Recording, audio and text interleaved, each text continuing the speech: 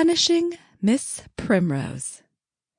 Parts 1 through 5 by M. Brown. Narrated by M. Brown. Copyright 2017 by Wind Color Press. Punishing Miss Primrose, Part 1.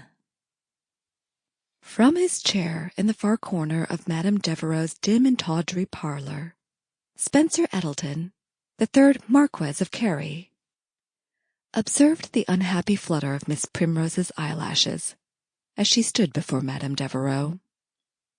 When first he had set eyes upon Miss Primrose, he had been surprised to find she possessed none of the classic beauty he would have expected of a woman rumoured to have had as many conquests as she. No rounded cheeks, delicate lips, or slender nose adorned her countenance.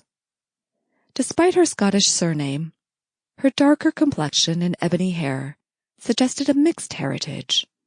More, perhaps.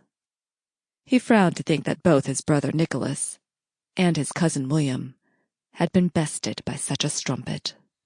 "I am most sincere when I say I require a respite," Miss Primrose said, her voice coming from a deeper part of the throat than most women.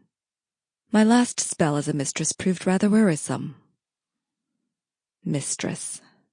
Spencer narrowed his eyes. His grasp tightened about the gloves he held as he recalled the contents of a letter he had discovered in Nicholas's bedchamber.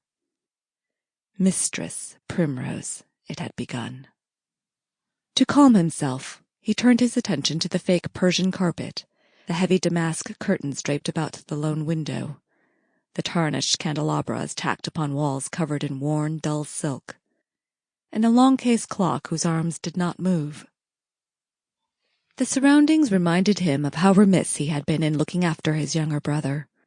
He ought to have placed a tighter rein upon poor Nicholas, and limited the latter's friendship with William, a dubious influence. "This gentleman you speak of will be far happier with another choice," Miss Primrose added when she had received no response from her employer. She had not noticed, or chose to ignore, his presence in the room. "My dear Beatrice," the older proprietress attempted, "with your skills, Libby is far prettier." Madame Devereux relented. "The gentleman requested you by name. Apparently he has heard tell of your reputation. Molly is adept with the dominant role. Perhaps he is partial to a more exotic experience." Sample complete. Ready to continue?